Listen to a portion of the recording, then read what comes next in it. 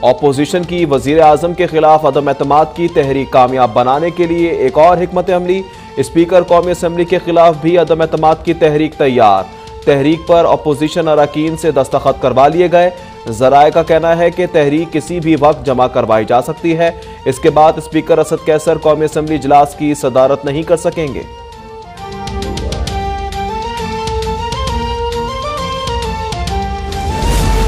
PTI रहनुमा Abdul Aleem Khan London से आज वतन वापस पहुंचेंगे। अलीम खान की जानिब से आज अहम ऐलान किए जाने का इम्कान। पीटीआई रहनुमा हुकूमती, अपोजिशन और तरीन ग्रुप के अरकान से भी मुलाकातें करेंगे।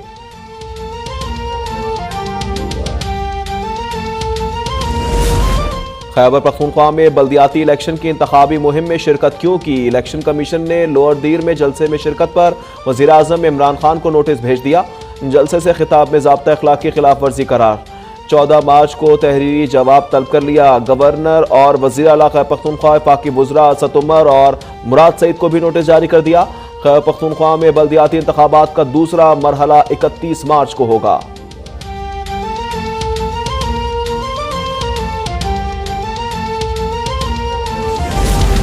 वज़ीर आला पंजाब उस्मान बुज़दार से लीगी रुकन अजहर अब्बास चांडिया और मुजफ्फरगढ़ से ताल्लुक रखने वाले पीटीआई अरकान असम्बली की मुलाकात। अरकान असम्बली का उस्मान बुज़दार की क़यादत पर मुकम्मल एतमाद का इजहार। उस्मान बुज़दार ने कहा, वज़ीर आज़म इमरान खान की क़यादत में मुत्तहिद हैं और हर हथकंडे का मुकाबला करेंगे। सियासी अदम इस्तेहकाम पैदा करने की कोशिश करने वालों को कौम कभी माफ़ नहीं करेगी।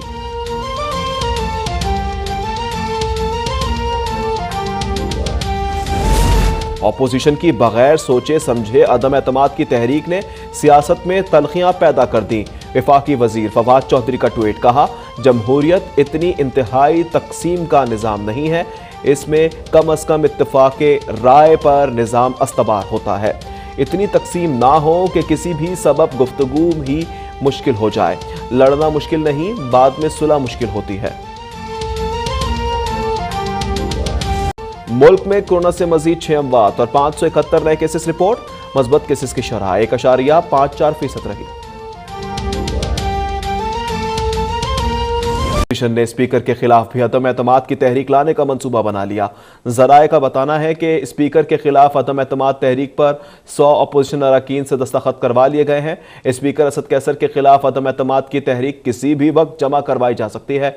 स्पीकर के खिलाफ अदम एतमाद जमा हो गई तो वो कौमी असम्बली इजलास की सदारत नहीं कर सकेंगे। वज़ीर आज़म के खिलाफ अदम एतमाद से मुतल्लिक इजलास की सदारत डिप्टी स्पीकर करेंगे। इस हवाले से तफसीलात आपको बताएं कि अपोजिशन ने स्पीकर कौमी असम्बली असद कैसर को वज़ीर आज़म के खिलाफ अदम एतमाद की तहरीक से दूर रखने का मंसूबा बनाया है और ज़राए का बताना है कि स्पीकर के खिलाफ भी अदम एतमाद की तहरीक लाई जाएगी। ये फैसला किया गया है अपोजिशन की जानिब से, जबकि स्पीकर के खिलाफ अदम एतमाद की तहरीक पर 100 अपोजिशन अरकान से दस्तखत भी करवा लिए गए हैं और स्पीकर असद कैसर के खिलाफ अदम एतमाद की तहरीक किसी भी वक्त जमा करवाई जा सकती है। स्पीकर के खिलाफ अदम एतमाद जमा हो गई तो वो कौमी असम्बली इजलास की सदारत नहीं कर सकेंगे। वज़ीर आज़म के खिलाफ अदम एतमाद से मुतल्लिक इजलास की सदारत डिप्टी स्पीकर करेंगे।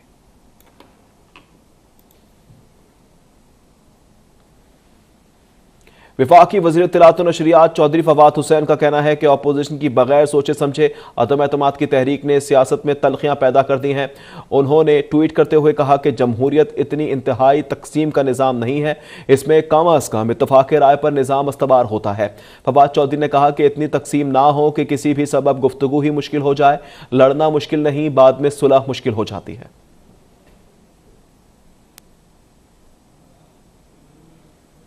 हुकूमत के महंगाई को कंट्रोल करने के दावे बेसूद साबित हुए।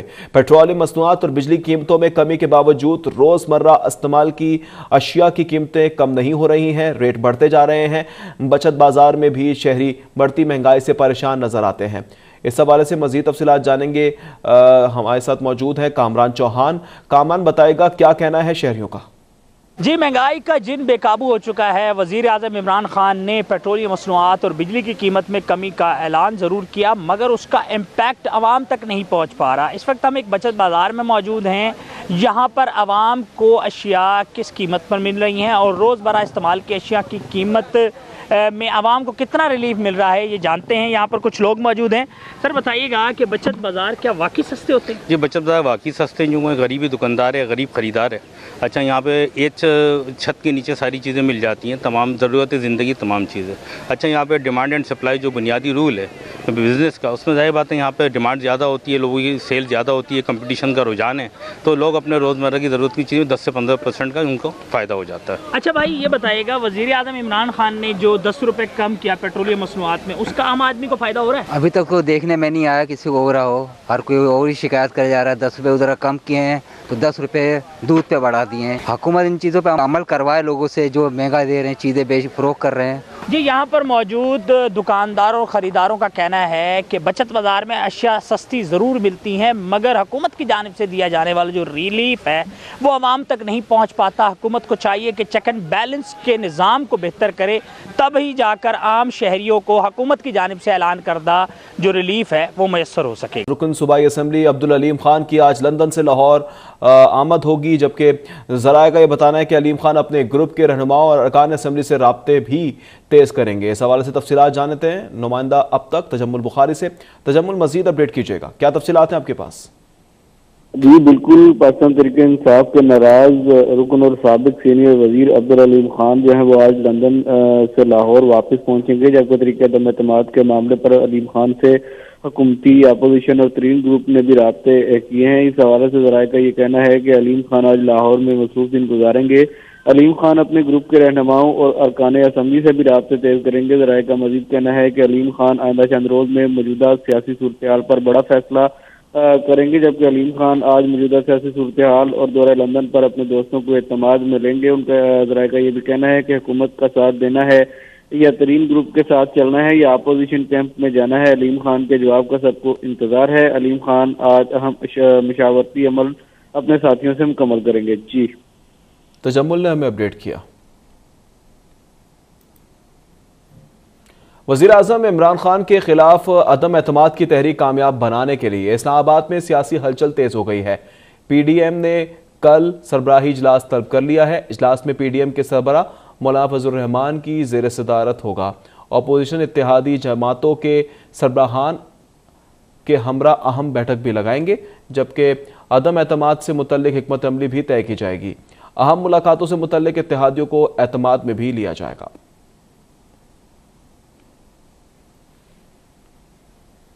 बैनुल अक़वामी मंजरनामे से खबर शामिल करें तो आपको बताएं कि अमरीकी सदर जो बाइडन का कहना है कि अमरीका ने यूक्रेन में रूसी जारहत का अस्करी जवाब दिया तो तीसरी आलमी जंग छिड़ सकती है। अमरीका यूक्रेन में फौज नहीं भेजेगा। बाइडन ने डेमोक्रेटिक से गुफ्तगू करते हुए कहा कि हम रूस से जुड़े नेटो ममालिक समेत नेटो की सरजमीन के एक एक इंच का दिफा करेंगे। अगर हम जवाब देते हैं तो ये तीसरी जंग अजीम होगी। हालांकि नेटो की सरजमीन पर बमबारी हमारी अहम जिम्मेदारी है रोकना।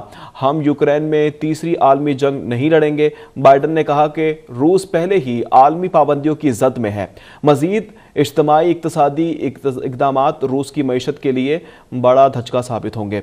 अमरीकी सदर ने वाइट हाउस में इत्तेहादियों के साथ मिलकर रूस पर मजीद इक्तसादी पाबंदियों का ऐलान भी किया, जिसमें रूसी समुद्री ग़िज़ा और बताया जा रहा है कि दरामद पर भी बैन लगाया जाएगा। बाइडन ने कहा है कि अमरीका रूस के लिए तिजारती मकसद की खातिर बेहतर कौम का दर्जा वापस ले रहा है। कराची में फ़ज़ाई आलूदगी का मयार एक बार फिर गैर सेहतमंद करार दे दिया गया है। दुनिया के आलूदा तरीन शहरों की फहरिस्त में कराची दूसरे नंबर पर आ गया है। मजीद तफसीलात जान लेते हैं नुमाइंदा अब तक ज़ीशान अहमद से। ज़ीशान, मजीद अपडेट कीजिए। जी, जैसे कराची में फ़ज़ाई आलूदगी का जो मेयार है वो एक बार फिर गैर सेहतमंद करार दे दिया गया है। जो एयर क्वालिटी इंडेक्स है उनके जारी करदा आदाब शुमार के मुताबिक दुनिया के आलूदा तरीन शहरों की फहरिस्त में कराची अब एक बार फिर दूसरे नंबर पर आ गया है। कराची की फ़ज़ा में जो आलूदा ज़र्रात है उनकी मिक़दार 176 पर टेक्यूलेट मीटर रिकॉर्ड की गई है और दुनिया के आलूदा शहरों में जो सबसे पहला नंबर आ रहा है वो कुवैत सिटी का आ रहा है, जहाँ पर जो फ़ज़ाई मेयार है वो सबसे ज़्यादा ख़राब है दुनिया भर में। दर्जा बंदी के मुताबिक अगर हम देखें तो 151 से लेकर 200 तक जो पर टेक्यूलेट मीटर होता है वो आलूदगी मुज़र सेहत करार दी जाती है और कराची इसी ज़मरे में आ रहा है।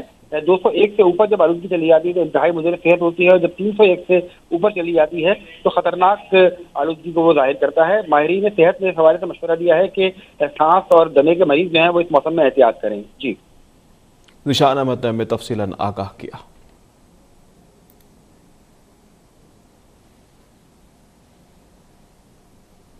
सिंध हाई कोर्ट में सुरजानी टाउन ईसा बरोही गोट की चाइना कटिंग का केस है। सिंध हाई कोर्ट ने सिंध हुकूमत और महकमा बोर्ड ऑफ रेवेन्यू दीगर से जवाब तलब कर लिया है। तफसीलात जान लेते हैं नुमाइंदा अब तक जफर सोमरो से। जी जफर। जी बिल्कुल, देखें ये कराची का इलाका है सुरजानी टाउन, जहाँ पर ईसा बरोही गोट में जो है चाइना कटिंग की जा रही है, जिससे मुतल्लिक आज दरख्वास्त पे समाअत हुई है। दरख्वास्त गुजार के वकील का ये कहना था कि गोट की जमीन चाइना कटिंग करके आबादी में शामिल की जा रही है, जिस पर अदालत ने रिमार्क की है कि चाइना कटिंग तो स्कूल, पार्क्स और कब्रिस्तान की जमीन पर होती है। अब गोट की जो जमीन है उस पर भी चाइना कटिंग हो रही है, जिस पर अदालत ने कहा कि चाइना कटिंग वालों ने तो शहर में तबाही मचा रखी है। अदालत का ये कहना है कि गोट के लिए 8 एकड़ जमीन जो है वो दी गई थी, मगर उसके बावजूद भी यहाँ पर चाइना कटिंग की जा रही है। अदालत ने जो रिमार्क दिए हैं उसमें कहा है कि हुकूमत से रिपोर्ट तलब कर लेते हैं और उसके बाद फिर इस दरख्वास्त पर फैसला करेंगे, जिस पर अदालत ने हुकूमत, महकमा बोर्ड ऑफ रेवेन्यू और दीगर जो फरीके ने इस दरख्वास्त में उनसे जवाब तलब कर लिया है और कहा है कि आइंदा समाअत तक इस दरख्वास्त से मुतल्लिक जो जवाब है वो जमा कराएं। उसके बाद जो दरख्वास्त गुजार के वकील है और फरीकेन के वकील है उनके दलाल समझाएंगे, उसके बाद दरख्वास्त पर फैसला भी किया जाएगा। अदालत ने मजीद समाअत जो है वो मुलतवी कर दी और अदालत ने आइंदा समाअत पर सिंध हुकूमत समेत दीगर फरीकेन से जवाब जमा करने का हुक्म दे दिया है। जफर सोमरो ने हमें तफसीलन आगाह किया।